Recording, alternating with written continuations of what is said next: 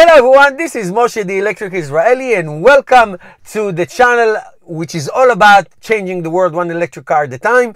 Thank you to my supporters, to my patrons, subscribers, shoppers on the Electric Israeli store. If you're new to my channel, welcome. Don't forget to hit that subscribe button and that little bell so you can get notification for my daily videos. I put a video every day, sometime 2 and sometime 3. Today, actually before today, yesterday, I test drove the one and only Kona EV in New Jersey to a friend that I met through my channel, and we compared my Tesla Model 3. I let him drive it and I drove his Kona. If you didn't have a chance to see this video, I put a link right above my head, you can see it. And after I came on, I was thinking, listen, let's do a little bit more in-depth comparison and tell you what each one offers, and then at the end I'm going to tell you what I think, what I like on each one, what I don't like, and then you can make an informed decision. So I'm going to compare the Kona EV, the top model like he has, but I'm going to compare it to the Tesla Model 3 mid-range because it's more comparable than the top range. Okay, so let's go through it quickly. In terms of the range, the Kona has 258 rated miles as opposed to 264 in the Model 3. The power, 201 horsepower for the Kona as opposed to 220 to the Model 3, a little bit more. 291 pound-feet of torque for the Kona, 250 for the Model 3, a little bit less. Charging, the Kona has the CCS, very popular, fast charging, and of course the regular 220 that you can put in your garage, as opposed to the only kind that the Tesla has. Tesla has its own proprietary charging, which you can charge at home or on superchargers.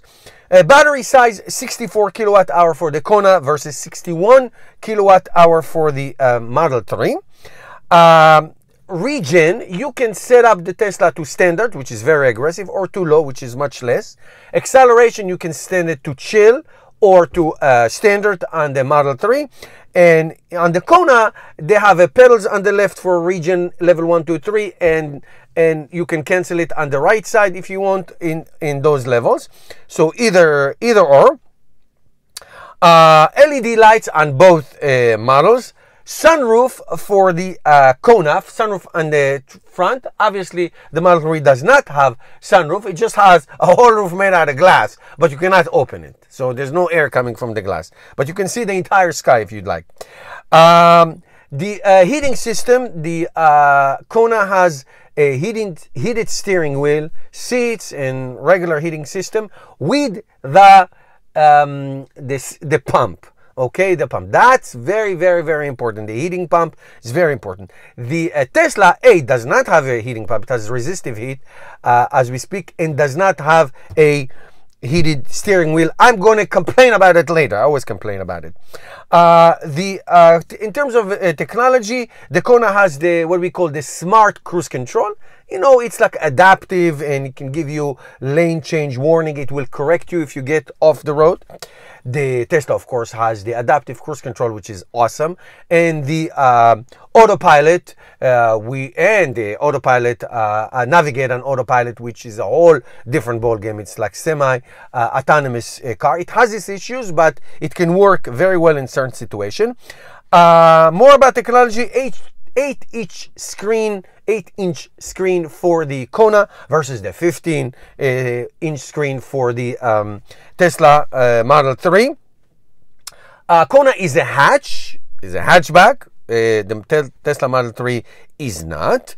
And the price, which is very important, Kona costs the high model about $42,000 if you get everything in, as opposed to $47,900 for the Tesla Model 3 mid-range. Now, price is tricky because the Kona is now I'm going to give you actually my opinion on certain major things. So the Kona, because of Hyundai, has a full availability of the tax credit for this year, unless they sell 200,000 this year, and for the next year.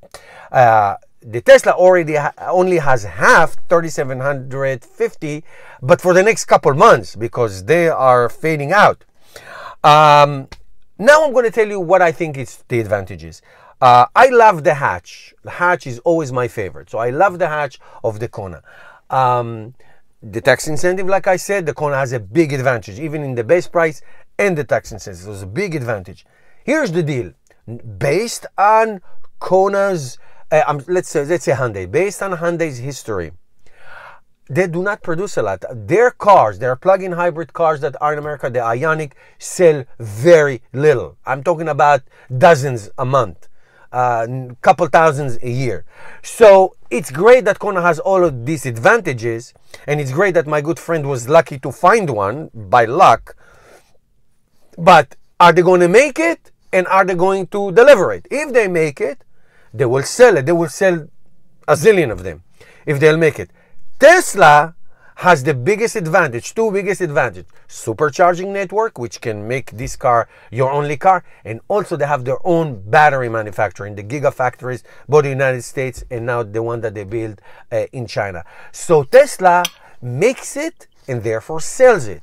Hyundai makes it, but not a lot, and they sell what they make, but they don't make a lot. Now, unless Kona, which is a wonderful car, I drove it yesterday, wonderful, a car that I will definitely consider buying when I need a car for myself after my son takes my Volt. I would buy it, I would consider buying it. The question is it going to be available?